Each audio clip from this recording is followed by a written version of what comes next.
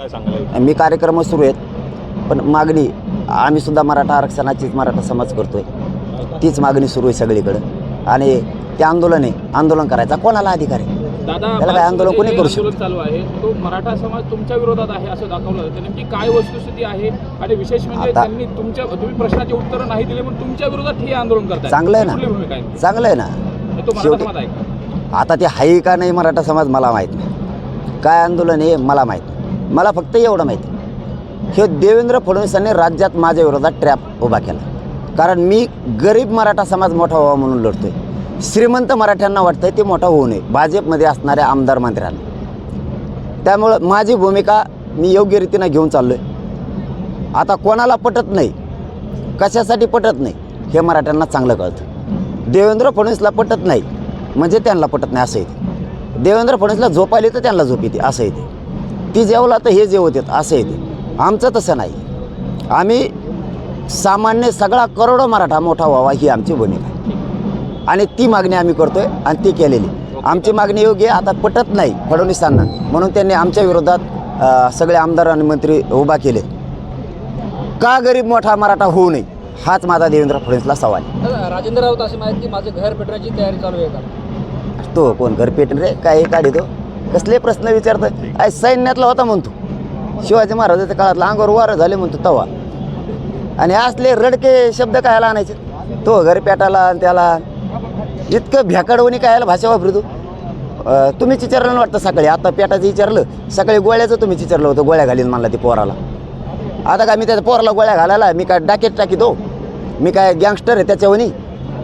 तो तर म्हणला मी तुकडे करणार आहे. तो ह्याच प्रश्नाचं आम्हाला उत्तर घ्यायचं आहे. तू तुकडे कसा करीत असतो ते आम्हाला बघायचं, तू कर. आम्ही असल्या गोळ्या फाळ्या घालीत नसतो ना, बोलत नसतो. असले खोट्या धमक्या मी देत नसतो. मी एखादी गोष्ट करीन म्हणलं की ती करीत असतो. माझं असं आहे, मी भेट नाही मग कोणत्याच बाबतीत. आम्ही असले भंगार धंदेच करीत नाहीत. घर पेट्यो गोळ्या घाल्यो असले भंगार. दुसऱ्याच्या लेकराला त्रास होईल आमच्यामुळं असं आम्ही कधीच वागत नाही, कारण ते आमच्यावर संस्कार नाही. आमच्या लेकराला किती त्रास झाला तरी चालतो. असले चिल्लर धंदे नाही करत. त्यांचा आमचा सामना मराठा आरक्षणाचा आहे. आम्ही एकतर त्यांना त्या राऊताला दोष बी देतलं, कारण ते सगळं देवेंद्र फडणवीसने घडून आणलेलं. याचा करता करिता सगळा देवेंद्र फडणवीस आहे. मराठी मार खायला लागले देवेंद्र फडणवीसमुळं.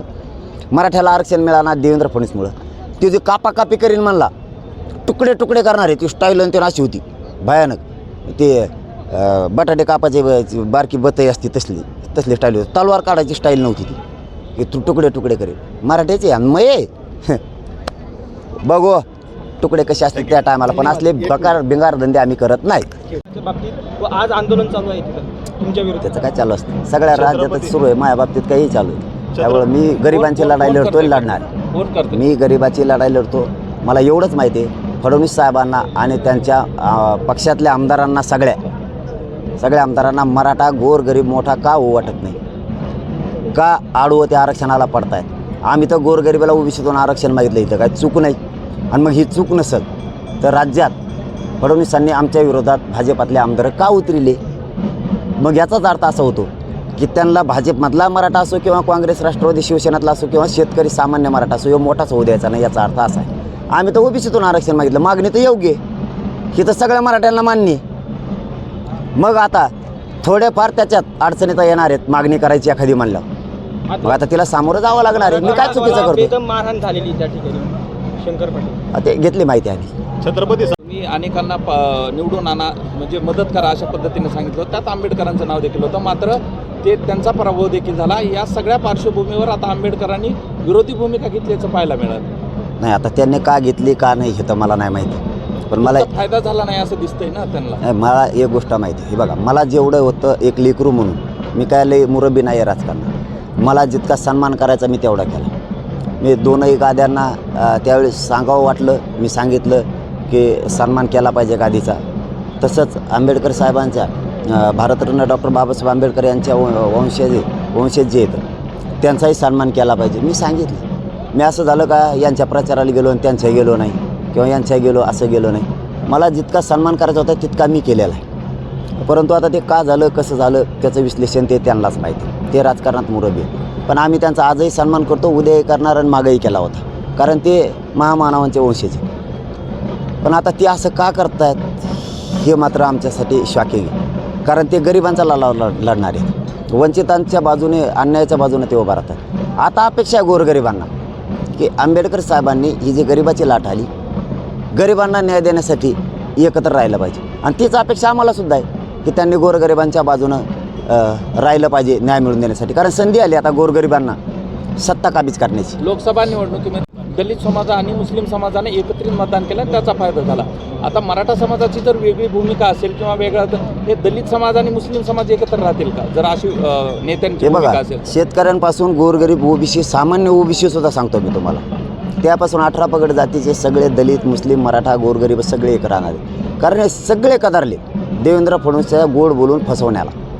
शेतकरीसुद्धा पूर्ण कदारला यांचा गोड बोलून फसवून तो माणूस म्हणून वागायलाच तयार नाही.